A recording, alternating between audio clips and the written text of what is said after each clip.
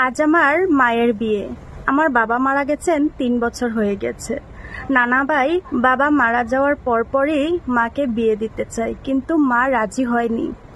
এবার নানা ভাই মার কথা না শুনেই বিয়ে ঠিক করে ফেললেন।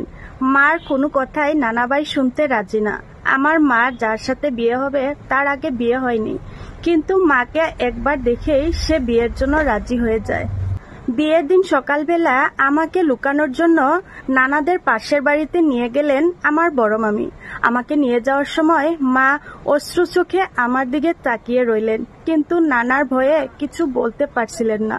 আমি মামিকে বললাম, ও মামি, আমার মায়ের বিয়ে আজকে, আর তুমি আমাকে ওর দিকে কোথায় নিয়ে যাচ্ছ? মামি আমাকে ধমক দিয়ে বললেন, বাপকে তো খেয়ে বসেছিস, এখন মাকে নিয়ে আমাদের ঘাড়ের উপর চেপে বসে আছিস। আমি মামির কথা বুঝতে পারলাম না। আমি আবারও মামিকে বললাম, মামি, আমাকে কেন এখানে রেখে যাচ্ছ? আমি আমার মায়ের কাছে যাব। বলতেই মামি আমাকে একটা থাপ্পড় মেরে দিল, দিয়ে বলল, এত কথা বলিস কেন বেয়াদব মেয়ে? এখানে রেখে যাচ্ছি, তোর মায়ের বিদায় না হওয়া পর্যন্ত চুপচাপ এখানে বসে থাকবি। তারপরও আমি বলতে লাগলাম, মামি, আমাকে সঙ্গে নিয়ে চলো, আমি মার কাছে যেতে চাই। মামি আমার কোনো কথাই শুনলেন না, দরজায় তালা মেরে আমাকে একা রেখে চলে গেলেন। আমি একা থাকতে খুব ভয় পাই। এবারের সবাই নানাদের বাড়িতে ফুর্তি আনন্দ করছে, আর এখানে আমাকে একা বন্দি করে রেখেছে। মামি চলে যাওয়ার পর বাড়ির পেছনের জানালা খুলে রাস্তার দিকে তাকিয়ে রইলাম, যদি মাকে একটু দেখতে পাই। কিছুক্ষণ পর দেখলাম একটি গাড়ি আসলো, খুব সুন্দর গাড়িটি। বুঝলাম যে বর এসেছে। তখন ভয় হচ্ছিল, ওরা বুঝি তখনই আমার মাকে নিয়ে চলে যাবে। আচ্ছা, মা এখন জানি কি করছে? আমার মনটা কিরকম করতেছে। মারও কি খারাপ লাগছে আমার জন্য, কি জানি। দুপুরে মামি খাবার নিয়ে আসলেন আমার জন্য। বললেন, খেয়ে নে মা, কিছুক্ষণের মধ্যে তোর মাকে নিয়ে চলে যাবে ওরা। তারপর আমি এসে তোকে নিয়ে যাব বাড়িতে, আর একটু সময় কষ্ট করে থাক। আমার ভেতরটা যেন কেমন করে উঠলো, খুব ভয় হচ্ছিল। চোখ দিয়ে পানি ঝলঝল করে পড়তে লাগলো। আমি কিছু না বলে খাবারের প্লেটটা সরিয়ে আবার জানালার দিকে দাঁড়িয়ে রইলাম, এই আশায় যদি মাকে একটু দেখতে পাই। আমি হঠাৎ চমকে উঠলাম নানাদের বাড়িতে চিৎকার চেঁচামেচি শুনে। কারো গলার আওয়াজ শোনা যাচ্ছে। মেয়ের সন্তান আছে, আগে বলেনি কেন? কথাটি শুনে শিউরে উঠলাম, চুপ করে রইলাম। তখন কেউ একজন দরজাটা চট করে খুললো। উঠে দেখলাম মামি বলল, আয় মা, বলে আমাকে কুলে নিল। আমি তো খুবই অবাক হয়ে গেলাম। আমাকে এখান থেকে নিয়ে যাচ্ছ কেন মামি? বরযাত্রী তো এখনো যায়নি মাকে নিয়ে। বললাম, ও মামি, আমাকে কেন নিয়ে যাচ্ছ?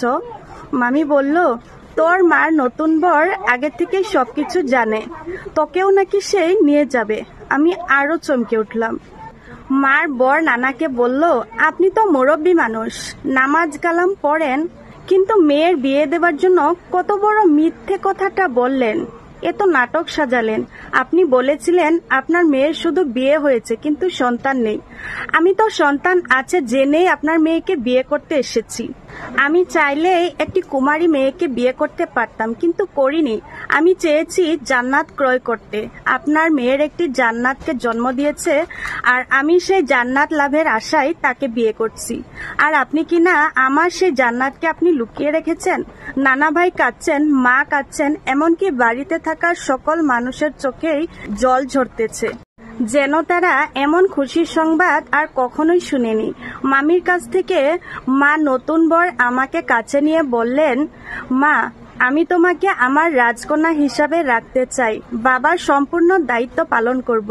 তুমি কি তার বিনিময়ে কিয়ামতের দিন আল্লাহর কাছে বলতে পারবে, উনি আমার পিতা, তিনি আমাকে জান্নাত মনে করে আমাকে লালন পালন করেছেন?